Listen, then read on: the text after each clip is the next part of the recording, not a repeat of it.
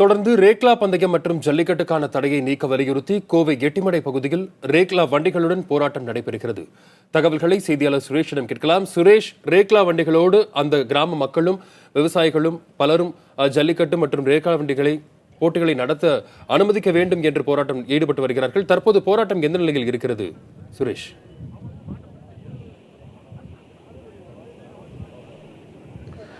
வசந்த், காலை 10 மணி முதலே இங்கு இருக்கக்கூடிய விவசாயிகள் மற்றும் கால்நடை ஆர்வலர்கள், ரேக்லா பந்தய ஆர்வலர்கள் ஜல்லிக்கட்டு மற்றும் ரேக்லா பந்தயத்தை நடத்தியே தீர வேண்டும் என்ற ஒரு கோரிக்கையை வலியுறுத்தி இவர்கள் இன்று காலை 10 மணி முதல் சுமார் 2 மணி நேரமாக ஆர்ப்பாட்டத்தில் ஈடுபட்டாங்க.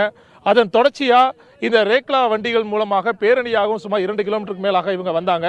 இவர்களை பொறுத்தளவுக்கு இவர்களுடன் பயணிக்கக்கூடிய ஒரு வாய்ப்பும் புதிய தலைமுறை கிடைத்தது. கண்டிப்பாக இந்த ரேக்லா வண்டிகள் ஆகட்டும், இந்த காளைகள் ஆகட்டும், இதை பராமரிப்பது, இயக்குவது என்பதை ஒரு தனி கலையாக தான் பார்க்கப்படுகிறது. இந்த நிலையில் நம்மிடையே இருக்கக்கூடிய பாரம்பரியமாக இந்த வண்டிகளை இயக்கக்கூடிய ஐயா ஒருவர் இருக்கு, அவர்கிட்ட பேசலாம். ஐயா, இப்போ இந்த ரேக்லா பந்தயம்லாம் நீங்கள் நடத்தணும்னு சொல்லி வலியுறுத்துறீங்க.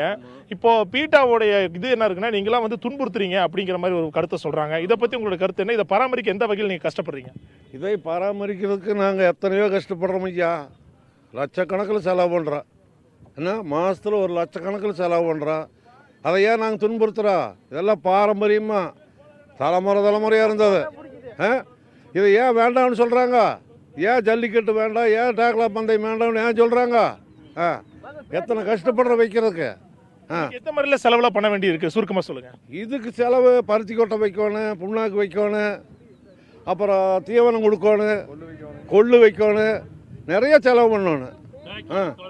மேய்க்கணும், கழுவணும், மனுஷனுக்காட்ட சோப் போட்டு நீட்டாக கழுவணும்.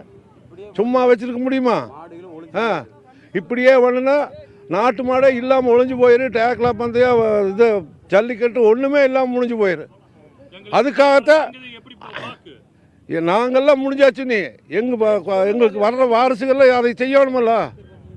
அதாவது வசந்த், இவங்களை பொறுத்தளவுக்கு பருவமழை வந்து பொய்த்து போன இந்த நிலையில் விவசாயமே இவங்களுக்கு கை கொடுக்காத சூழ்நிலையில் இவங்களுக்கு ஆறுதலாக இருக்கக்கூடியது இந்த கால்நடைகள் தான். அதிலும் குறிப்பாக இவர்கள் இந்த தைப்பொங்கல் தினத்தன்று நடத்தக்கூடிய இந்த ரேக்லா பந்தயங்கள், ஜல்லிக்கட்டுகள் தான் இவர்களுக்கிடையே ஒரு இணக்கமான ஒரு சூழ்நிலையை, ஒரு ஒற்றுமையை உண்டாக்கக்கூடிய ஒரு விழாக்களாக பார்க்கப்படுகின்றன.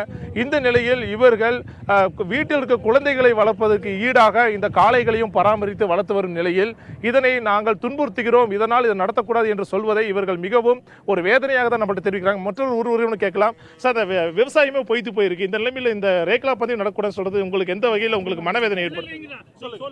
இல்ல, நீங்க அங்கவா காளை கட்டின கண்டிப்பாக சொல்லுங்க. நாங்க சொன்னமல்லங்க ஐயா, இந்த காளைகளை ரொம்ப நாங்கள் இதாக வளர்த்திட்டு இருக்கிறவங்க அரசு சொல்றது ரொம்ப எங்களுக்கு மனவேதனையா இருக்குது.